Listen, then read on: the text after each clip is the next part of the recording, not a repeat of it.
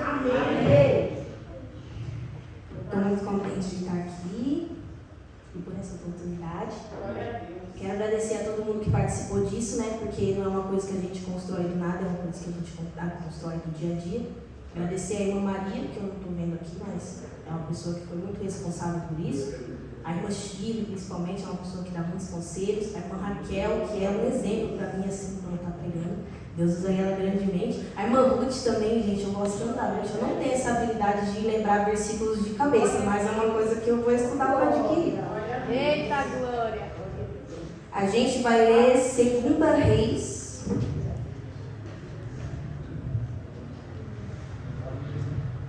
Capítulo 5. A gente vai ler do versículo 1 ao 11.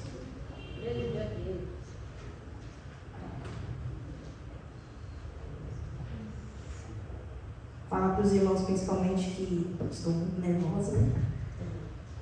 Que peço que os irmãos tenham paciência comigo. Vamos ler do versículo 1 ao 12. E Naamã, chefe do exército do rei da Síria, era um grande homem diante do seu senhor e de muito respeito, porque por ele o Senhor dera livramento aos sírios. Era este homem herói valoroso, porém leproso. E saíram tropas da Síria, da terra de Israel, e levaram preso uma menina, que ficou ao serviço da mulher de Naamã. E disse ela à sua senhora: Oxalá que meu senhor estivesse diante do profeta que está em Samaria, ele o restauraria da sua lepra. Então foi Naamã e notificou ao seu senhor, dizendo: Assim e assim falou a menina, que é da terra de Israel. Então disse o rei da Síria: Vai, anda, e enviarei uma carta ao rei de Israel. E então tomou na sua mão 10 talentos de prata, 6.000 ciclos de ouro e 10 mudas de roupas. E levou a carta ao rei de Israel, dizendo: Logo enxergava a ti esta carta, saiba que eu te enviei Naamã, meu servo, para que o cures da sua lepra. E sucedeu que, lendo o rei de Israel a carta, rasgou as suas vestes e disse: Sou eu Deus para matar e para vivificar, para que este envie a mim um homem, para que eu o cure da sua lepra? Pelo que deveras notai, peço-vos, e vejo que busca ocasião contra mim. Sucedeu, porém, que, ouvindo Eliseu, o homem de Deus, que o rei de Israel rasgara as suas vestes, mandou dizer ao rei: Por que rasgaste as suas vestes? Deixa ouvir a mim, saberá que é profeta de Israel. Veio, pois, Naamã com seus cavalos e com seu carro, e parou à porta da casa de Eliseu. Então Eliseu lhe mandou um mensageiro, dizendo: Vai e lava-te 7 vezes no Jordão, assim a tua carne será curada e ficarás purificado. Porém Naamã muito se indignou e saiu dizendo: Eis que eu dizia comigo, certamente ele sairá, por-se-á em pé, invocará o nome do Senhor, seu Deus, passará a sua mão sobre o lugar e restaurará o leproso. Não são proveito, porventura, Abana e Farpar, rios de Damasco, melhores do que todas as águas de Israel? Não me poderia eu lavar neles e ficar purificado? E voltou-se e foi com indignação. Eu quero que deixe apenas no versículo 12, por favor. Só deixar no versículo 12, porque é a parte que mais me interessa. Todo mundo já... pode se sentar, gente. Esqueça dessa parte. Às vezes eu vejo o pregador ali e eu falo: como que pode sentar? E ele continua pregando, agora eu lembrei disso. A gente já conhece a história de Naamã. Ele era um guerreiro poderoso, chefe do exército, o rei da Síria, uma pessoa importante, porém era uma pessoa leprosa. E aí ele leva uma das meninas de Israel cativa e ela fica servindo a esposa de Naamã. E aí essa menina fala: nossa, quem me dera que o meu senhor conhecesse o profeta que está em Samaria, ele o restauraria da sua lepra. E aí Naamã vai até lá, né, conversa com o rei da Síria, e o rei da Síria fala o quê? Eu vou mandar uma carta para o rei de Israel, quando você chega lá, para ele já estar informado de que você precisa ser curado da sua lepra. E aí o rei de Israel, ele se chama Jorão. E esse rei, ele não segue os caminhos do Senhor. Ele não é uma pessoa que tem uma identidade firmada em Deus. Tanto que quando ele recebe essa carta, ele se desespera e rasga suas vestes. Por quê? Ele não segue os caminhos do Senhor, ele não vive milagre, ele não vive métodos do Senhor, ele não vive a palavra de Deus. É uma pessoa que é incrédula. E aí ele rasga suas vestes e começa a se desesperar. E fala: tá vendo como estão buscando ocasião contra mim? Por quê? Porque ele não sabe quem ele é, ele não vive o milagre de Deus. Ele tem plena noção de que ele não... Deus abençoe. Ele tem plena noção de que ele não pode. Ele não tem o que fazer sobre isso. Ele não tem nada para ensinar, nenhum conselho, nenhum milagre. E aí ele começa a se desesperar, rasga suas vestes e fala: tá vendo como estão buscando ocasião contra mim? Porque o rei da Síria sabe que ele não é crente, sabe que ele não tem poder para fazer nada. E aí ele pensa: uma jogada estratégica, estão querendo me derrubar.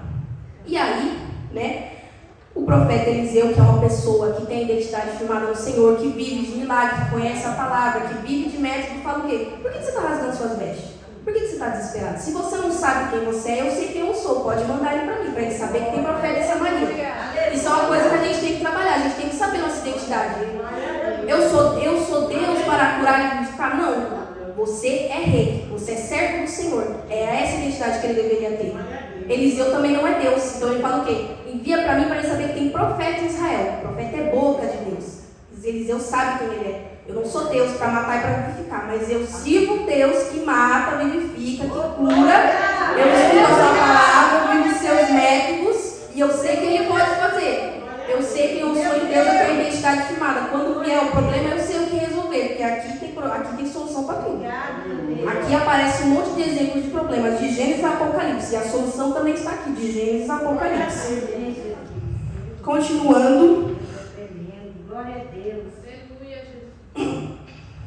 Bom, agora a gente vai falar de Naamã. Como eu falei para vocês, ele era um homem importante, né? E é uma pessoa conhecida, uma pessoa poderosa. O Senhor usou ele para livrar os sírios, né? Para dar vitória para o rei da Síria. E aí ele pega essa carta, ele vai até lá e ele para na porta da casa de Eliseu. E aí Eliseu manda um mensageiro e fala: se lava 7 vezes no Jordão e você vai ficar purificado. E aí Naamã não gostou disso. E uma coisa que o Senhor falou bem ali quando eu estava é que a gente fala que quer cura, a gente fala que quer mudança até Deus apresentar os métodos. Aí a gente descobre que a gente não quer. A gente fala que quer ser crente até começar a falar do pecado. Aí a gente descobre que a gente não quer ser crente, não. Gente, eu vou falar um testemunho no final, porque eu também sou dessas, que eu falo que eu quero uma coisa, aí o Senhor apresenta o método dele, e eu falo: não, acho que eu não quero, deixa pra lá. Vou não desistir, deixa pra lá. E aí ele vai e sai indignado, porque ele disse aqui, ó.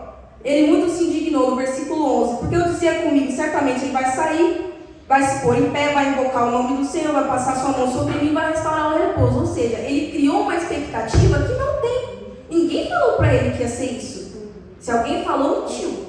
Não, porque ele vai sair, vai me receber bem, porque eu sou o chefe do exército, ele vai passar a mão em mim, vai vir vários raios e trovões e eu vou ser curado. Não, ninguém falou isso para ele. A menina foi bem clara: oxalá que meu Senhor conhecesse o profeta que está em Samaria, ele restauraria da sua lepra. Ponto. Só isso que ela disse. E aí, mais indignado ainda, ele fala: não são porventura Abana e Farpar, rios de Damasco, melhores do que as águas de Israel? Não me poderia eu lavar neles e ficar purificado? E voltou-se e foi indignado. Naamã, gente, é uma pessoa adulta.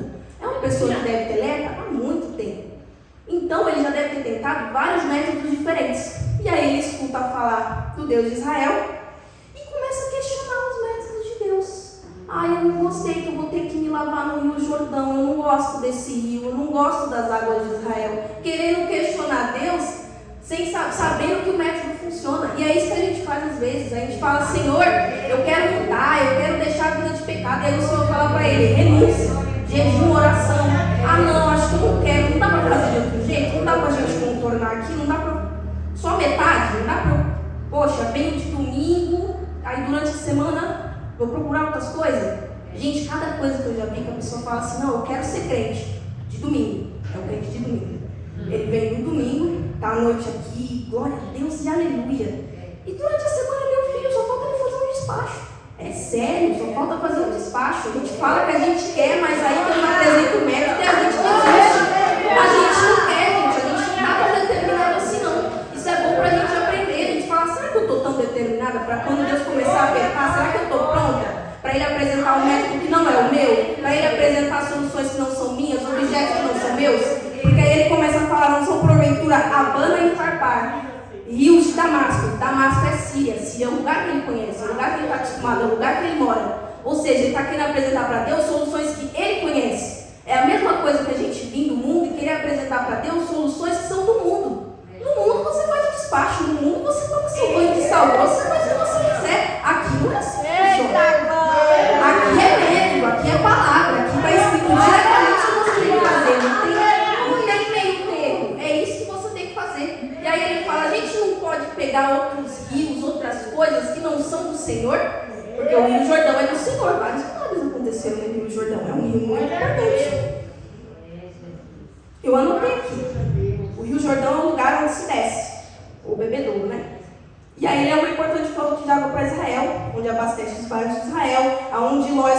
Judá porque era bem regado, onde Deus julgou Sodoma e Gomorra, onde Deus provou Israel para chegar na terra prometida. Ou seja, o Jordão está cercado de milagres do Senhor. É um rio, vou dizer entre muitas aspas, vocês vão entender, é um rio do Senhor, é um método do Senhor. Ninguém está falando de Abana e Farpara, a gente está falando das coisas de Deus, a gente está falando dos métodos de Deus. E isso é bom para a gente aprender. Quando o Senhor dá um método para a gente, Ele não liga para o que você tem, para os métodos que você quer usar, quem te deu o conselho do quê. Se Ele falou para você fazer desse jeito, faça desse jeito, porque é assim que vai obter o resultado. Ou seja, na mão uma pessoa leprosa, que está com problema há muito tempo, e aí quando apresenta a solução, ele quer colocar, acho que não dá para fazer assim, se a gente fazer assado. É uma pessoa, gente, quando a gente está há muito tempo com um problema, e a gente conhece Jesus, a gente sabe que o método funciona. É só olhar para cada irmão aqui, é só perguntar como a vida de cada um que foi transformada. Eu sou testemunho vivo, gente. Eu sei que funciona. Eu sei que funciona porque eu vivi e eu apliquei. Tem um cara muito rico na internet, que eu não sei se ele é crente, mas ele falou uma coisa muito interessante. Ele falou assim, ele é uma pessoa rica, uma pessoa famosa, uma pessoa conhecida. Ele falou assim, gente, eu li na Bíblia sobre dízimos e ofertas. E, sinceramente, vai pelo método que dá certo. Aqui é dízimos e ofertas, acabou de ler. E aí tem aquela passagem do dízimos e ofertas, por causa de vós repreenderei o devorador. Que é o quê? Por causa da nossa obediência, por causa do nosso dízimo. Ou seja, faz o que dá certo. Você está falando para dar o dízimo? Dá o dízimo. Sara, é 5, é 15, não, é 10. Faz o que dá certo. Faz o que vai proteger o teu dinheiro. Também é um dos assuntos importantes que a gente tem que tratar. Que não é hoje que a gente vai trazer, mas dízimos e ofertas é um negócio importante. Por causa de vós repreenderei o devorador. Por causa da sua obediência, por causa do seu dízimo. Porque você dá o dízimo com alegria, não é por obrigação. Não é para você dar chateado, não é para você dar triste. É para você dar com alegria, dar por obediência, por livre e espontânea vontade. E é um método que sabe que funciona. Só que, de novo, a pessoa vem aqui, começa a aprender, aí começa a aprender sobre dízimo. Não vou dar dízimo porque é uma roubalheira, então não. Tudo bem, mas é um método que funciona. Está escrito na palavra. Não é o pastor que está falando isso. Não sou eu que estou falando isso. Palavra. Aleluia! Beleza, agora vamos continuar. Agora a gente vai falar um pouquinho dos deuses da Síria, né? E aí a gente tem um deus chamado Rimon. Tanto que depois que Naamã é curado da sua lepra, ele fala assim, olha só, no versículo 15. E voltou ao homem de Deus, e ele e toda a sua comitiva, chegando-se, pois, diante dele, dizendo, eis que agora sei que em toda a terra não há Deus, senão Deus em Israel. Então ele reconhece, realmente o método funciona. Se a gente der um pouco o braço a torcer, se a gente ler mais a palavra, se a gente se debruçar, se a gente renunciar mais no pecado, se a gente passar mais tempo com Deus, a gente vai perceber que o método realmente funciona e a gente vai obter resultado. É um salmo que eu gosto muito, provar e veja que o Senhor é bom. De novo, gente, eu não tenho memória de elefante, eu não lembro de estar esse salmo, mas em algum lugar ele está aqui. De Gênesis ao Apocalipse a gente está aqui. Provar e veja que o Senhor é bom. Experimenta obedecer ao método do Senhor. Não fica dando soluções para Deus, porque Ele não precisa disso. Faz o que Ele te falou, do jeito que Ele te falou. Por quê? Naamã é uma pessoa que está doente há muito tempo. Ou seja, você está doente há muito tempo. Alguém vem e te dá uma solução. Fala que funciona. Oxalá que meu Senhor estivesse diante do profeta de Samaria, porque Ele restauraria a sua lepra. Ou seja, você já está ouvindo das outras pessoas que isso funciona. E você está querendo teimar e querendo fazer do seu jeito. E aí, continuando a história, Naamã vai sair bravo e os servos deles vão começar a conversar com ele. Meu pai, se o profeta te dissesse alguma coisa grande, porventura não a faria? Quanto mais dizendo-te ele lava, e ficarás purificado. Ou seja, os servos dele estão te dizendo que funciona. Senhor, se ele não pedisse uma coisa maior, o senhor não faria? Glória a Deus. O povo da Síria é um povo idólatra. E Deus sabe como que os deuses eram adorados naquela época, né? Um Deus que passa filho no fogo. É coisa feia. Ou seja, é um monte de deuses pedindo um monte de coisa para você sacrificar filho, para você se cortar. E aí os servos estão falando o quê? Se ele pedisse uma coisa grande para você sacrificar um filho, você não faria? Se ele te pedisse uma coisa maior como os outros deuses estão te pedindo, você não faria? Se os outros deuses que não te curaram até agora não estão funcionando, por que você não escuta esse Deus que está te pedindo uma coisa simples? O Senhor está pedindo dinheiro, Ele não pediu os 10 ciclos de prata, nem os 6.000 ciclos de ouro, nem as 10 mudas de roupa. Ele falou o quê? Se lava. Vem aqui, se entrega. Vem aqui, perdoa. Vem aqui, se livra da raiva. Vem aqui, renuncia o pecado. Ouve mais da minha palavra. Medita mais na minha palavra. Ora mais, jejua mais. É uma coisa simples, é uma coisa que a gente que tem que fazer. Não é outras pessoas que tem que fazer. A gente não tem que envolver as outras pessoas nisso. A gente não tem que ficar dando soluções para Deus. Se Deus falou com você, para você fazer, vai lá e faz, você vai ter vitória. Em nome de Jesus. Aleluia. Aleluia. Louvado seja Deus. Eu já estou quase acabando, graças a Deus. Gente, uma coisa que eu queria falar para vocês é que meu olho não está focando. Então eu não estou vendo a hora aqui, também não estou enxergando direito a hora aqui. Ó. Eu estou aqui, ó. E aí eu tenho que parar um segundo de falar, enquanto isso não dando glória a Deus, que é para eu focar o meu olho e eu conseguir ver o horário, tá? Aleluia. Isso, Glória a vai Deus. dando glória. Aleluia. Enfim, falar para os irmãos as coisas que a gente aprendeu sobre isso. Não é sobre os nossos métodos, nem sobre as nossas ferramentas. É sobre os métodos de Deus, porque tudo é para a glória dele e tudo é do jeito dele. E sinceramente, se a gente pudesse vir para a igreja e fazer as coisas do jeito que a gente quer, com os métodos que a gente quer, não precisava vir para a igreja. Fica lá fora, usa teus métodos, faz teu despacho, vai para tua galinha, toma seu banho de sal grosso, faz o que você quiser. Pula São Longuinho, fica à vontade. É que aqui não é assim que funciona. Outra coisa, o Senhor faz as coisas do jeito dele para a gente não esquecer de quem foi que fez. E aí nisso eu queria dar um testemunho, né? Eu queria pregar a palavra do Senhor há muito tempo já. E aí eu lembro que eu ficava na mesa de som, igual Edson Caio, e aí eu ficava olhando a tarde da bênção, eu ficava olhando as irmãs pregando aqui. Eu falava, nossa Senhor, eu queria ser assim, igual essas irmãs aqui pregando na tarde da bênção. E aí, igual eu falei pra vocês, a gente fala que a gente quer, a gente pede pra Deus, daí ele apresenta o método dele, a gente percebe que a gente não quer tanto assim. Porque eu falava pro Senhor, nossa, eu queria pegar a tua palavra. Sabe quem ele me dava para pregar? Doidinho do ônibus, gente bêbada, gente, como é que fala? Teoria da conspiração. Sabe essas pessoas da teoria da conspiração? Nossa, gente, era um mais doidinho que o outro. E aí, eu lembro que eu saía daqui, e aí o Senhor botava um bêbado no meu caminho. Gente, era ônibus Itu Sorocaba, quente. Quem já pegou esse ônibus sabe como ele é horrível. E aí tinha um bêbado ali de tarde, gente. Eu falei, como que tá bêbado 6 horas da tarde, meu Deus do céu?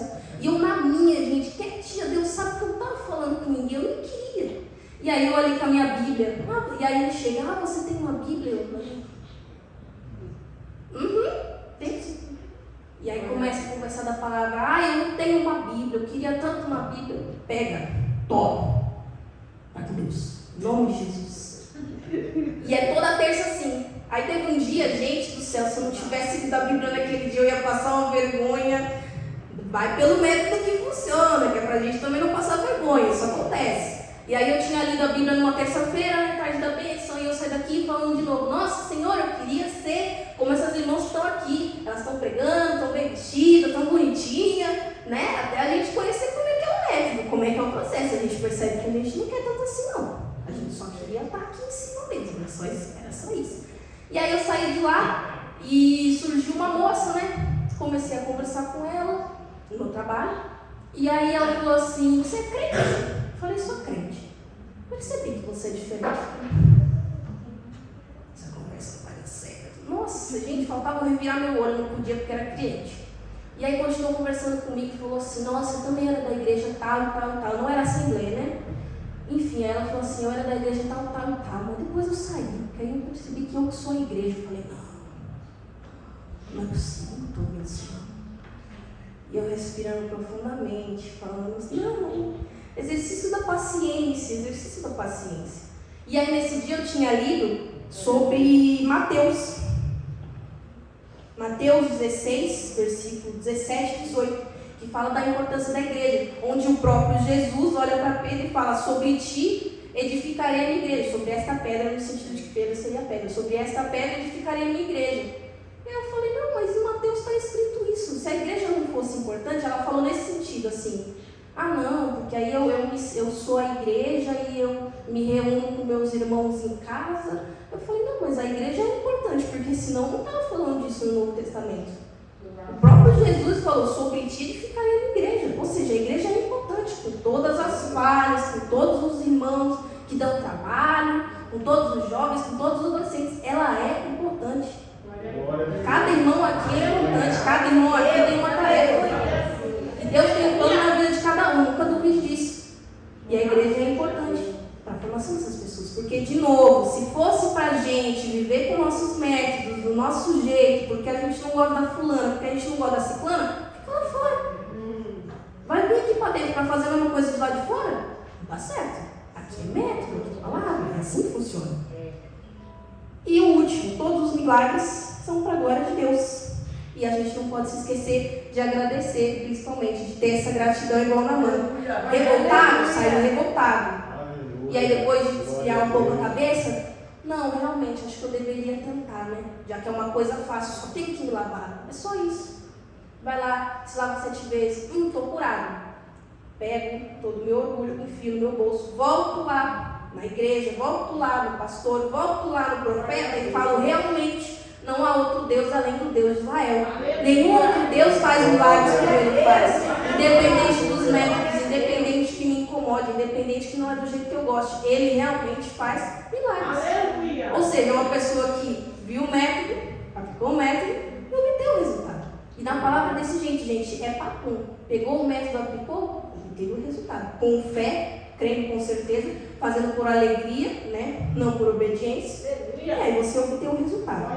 E aí eu queria contar mais um testemunho daquela parte que eu falei que a gente precisa aprender que quando Deus faz as coisas do jeito dele, é pra gente entender que foi Ele que fez. Porque às vezes a gente quer fazer com o nosso método, a gente quer botar a nossa mão, a gente quer fazer do nosso jeito, e aí quando dá errado, a gente não tem outra pessoa para culpar, culpa é nossa. O método não era esse. Ele não falou isso. Ele não falou para você se lavar em Abana, para você se lavar em Farpar. Ele falou para você se lavar no Jordão. No rio dele, onde ele faz milagres. Onde ele é dono daquele rio, dono daquele método. E aí, eu lembro do meu casamento, né? Eu não tenho vergonha nenhuma de falar isso, gente. No meu casamento eu não tinha dinheiro nenhum. Meu saldo estava negativo. Só para vocês terem uma ideia, era R$150 negativo. Eu estava devendo. E aí eu falei assim, não, pastor, eu quero fazer uma comemoraçãozinha. E aí os irmãos começaram a se movimentar. Irmãos, eu ganhei até o vestido. E o vestido, por incrível que pareça, eu não experimentei ele até o dia do casamento. A irmã falou assim, não, chegou o vestido, tá lindo e tudo mais, e eu amei. E as pessoas, o vestido, já experimentou? Não. Já chegou? Não. Ele chegou faltando uns 2, 3 dias para o casamento. E ele serviu perfeitamente, foi lindo para a glória de Deus. E enquanto estava nesse processo do casamento, muita coisa eu não fiz porque eu não tinha dinheiro e porque eu não tinha tempo. E eu começava a falar com Deus, falei, Deus, se o casamento é meu, por que eu não posso fazer nada? Eu não tenho dinheiro, eu não tenho tempo. Todo mundo está fazendo tudo para o meu casamento, o casamento é meu, eu estou participando menos do meu casamento que os outros. E aí o Senhor falou comigo, eu estou fazendo desse jeito, com os meus métodos, com o meu dinheiro, porque eu sou o dono do ouro e da prata, usando o que eu quero, do jeito que eu quero, para quando chegar lá na frente, você se lembrar que cada detalhe desse casamento tem o meu nome. Cada detalhe desse casamento fui eu que fiz, que é para você não se esquecer. Porque a gente tende a se esquecer, a gente tende a se irritar, e a gente começa a achar que não foi de Deus. Aí é só lembrar, eu não usei o método do Senhor, eu não fiz isso por obediência ao Senhor. Não foi o Senhor que providenciou tudo com os métodos dele, com o dinheiro dele, usando o irmão fulano, a irmã ciclana para abençoar a obra? Então, como que não foi de Deus isso? É de Deus, gente. E isso é bom também, porque às vezes a gente se decepciona, a gente quer colocar nossa mão e quer fazer do nosso jeito. Tudo bem, você faz com a sua mão, você faz com o seu jeito, você pode até obter um resultado, mas é um resultado mundano, muito inferior ao que o Senhor faria, tanto no meu casamento como em qualquer milagre, não tenho dúvidas disso. E espero que os irmãos possam ficar com essa palavra. Creio que eu tenho um tempo, né?